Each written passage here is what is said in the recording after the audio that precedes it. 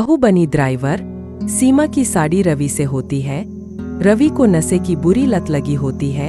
एक दिन अरे माँ, मेरा एक साइड का शरीर काम नहीं कर रहा है। मैं आज खेतों में कैसे जाऊंगा? अरे बेटा, ऐसा ना बोल। तेरे पापा के जाने के बाद से तू ही घर चलाने का सहारा है। मैं डॉक्टर को बुला लाती हूँ। देखिए बहन जी, रोहन के शरीर के एक साइड में लकवा है। अब वो कभी ट्रैक्टर नहीं चला पाएगा। घर में मंहूसियत का माहौल हो जाता है। लीजिए माँ जी, रोटी खा लीजिए।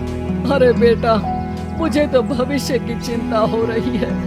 मेरा एक ही बेटा है और वो भी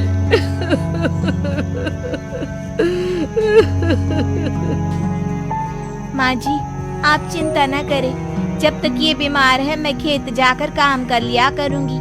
वैसे भी नशे के कारण इनका शरीर काफी कमजोर हो गया है। अगले दिन सीमा खेत में जाकर काम कर शाम को घर लौटती है।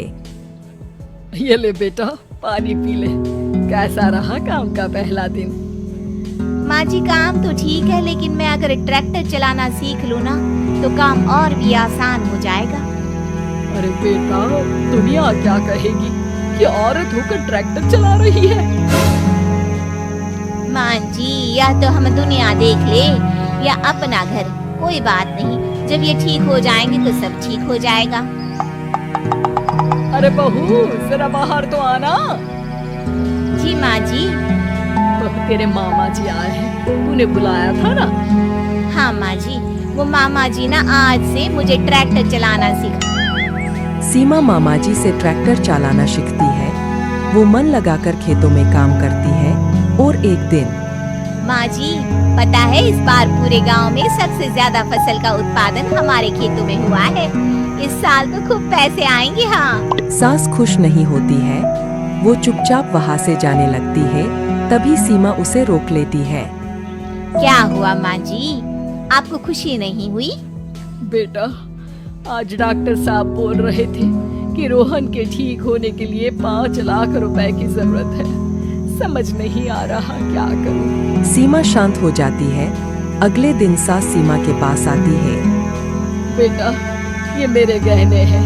इसे अपने गहनों के साथ जोड़कर सुनार को दिया।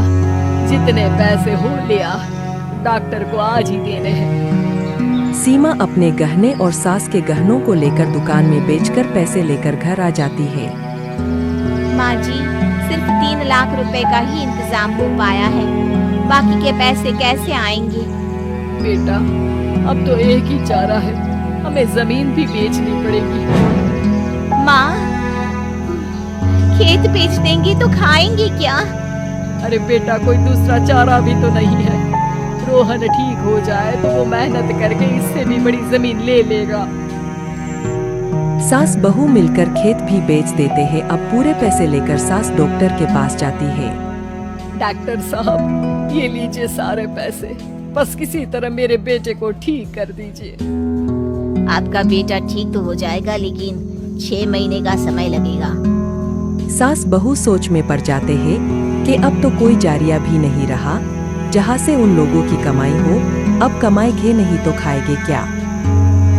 माँ जी, मेरे माता पिता ने लड़की होने के कारण मुझे ज्यादा पढ़ाया लिखाया नहीं, लेकिन ट्रैक्टर चलाना सीखकर मैं कुछ काम करने के लायक तो हो ही गई हूँ। अरे बेटा, ट्रैक्टर अब कहाँ चलाएगी?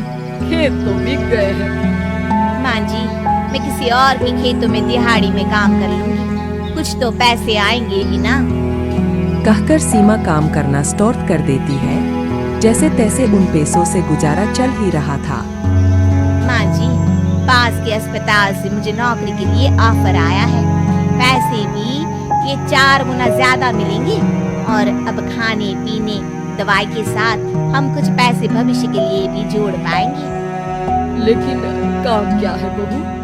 माँ जी, मुझे अस्पताल की एम्बुलेंस चलानी है। अरे, तू तो मेरी बहू नहीं, बेटा है बेटा। जरूर जा बेटा।